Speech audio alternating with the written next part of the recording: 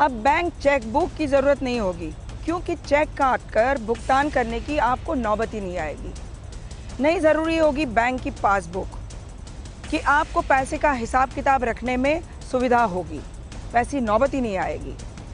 अगर मैं आपको कहूँ कि अब बैंक ही नहीं रहेंगे जिसको आप बैंक समझते हैं, तो आपको हैरानी होगी, डर भी लगेगा। कल्पना कीजिए बैंकिंग सर्विस के समानांतर एक नई व्यवस्था आ जाए जिसमें ना तो वकील की जरूरत, ना ही अकाउंटेंट की, ना बैंकर्स की, ना इमिग्रेशन अधिकारियों की, ना ही सरकारी अधिकारियों की, और देश में ट्रांजैक्शन जारी रहे। जी, ये वर्चुअल करेंसी का खेल है और दुबई इस टेक्नोलॉजी से जुड़ चुका है और 2020 तक उसकी पूरी ट्रांजैक्शन वर्चुअल यानी ब्लॉकचेन टेक्नोलॉजी पर ही अटकेगी।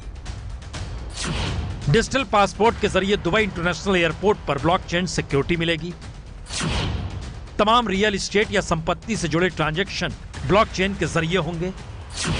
किराए से लेकर टेलीकॉम बिल तक आप ब्लॉकचेन के जरिए जमा कर पाएंगे। और अक्टूबर में तो दुबई ने अपने नागरिकों के लिए क्रिप्टो करेंसी जारी की, जो ई कैश यानी डिजिटल कैश है। क्रिप्टो करेंसी का मतलब है ट्रांजैक्शन के लिए कोई मिडिलमैन नहीं चाहिए। माइक्रोसॉफ्ट, IBS, सिस्को और क्रिप्को सरीखे 46 कंपनियां ब्लॉकचेन टेक्नोलॉजी से जुड़ चुकी हैं। और अब असल सवाल है कि आखिर इसकी जरूरत दुबई को ही क्यों पड़ी, और क्या भारत भी आने वाले वक्त में इसी रास्ते पर जाने की तैयारी कर रहा है। दुबई का कहना है उसने तकरीबन 1 करोड़ दस्तावेजों को ब्लॉकचेन टेक्नोलॉजी में डाल दिया है, जिससे दुबई ने 2.5 करोड़ लोगों के काम के घंटे बचा लिए और $1.5 मिलियन टैक्स भी बचा लिया।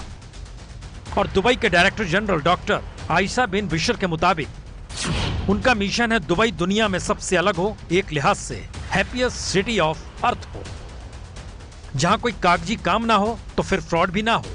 और दुबई का टारगेट 2020 का है, और भारत भी क्या 2020 तक इस दिशा में बड़े पैमाने पर बढ़ना चाहता है। ब्लॉकचेन का मतलब साफ है, ना ही रहेगी बैंक, ना ही रहेंगे बैंकर, ना ही रहेंगे मिडलमैन जो आपको ट्रांजैक्शन में मदद करते हैं। यानी एक ऐसी वर्चुअल व्यवस्था जिसमें बागडोर होगी सरकार के हाथ में, वही रखेगी आपके पाए पैसे का हिसाब। बैंकर गायब यानी रोजगार गायब। तो आखिरी सवाल यही है, क्या यह भारत जैसे लोकतांत्रिक देश में संभव है, या फिर भारत भी इसकी तैयारी कर रहा है और आने वाले वक्त में कोई मिडिल मैनेजमेंट जॉब रहेगी नहीं।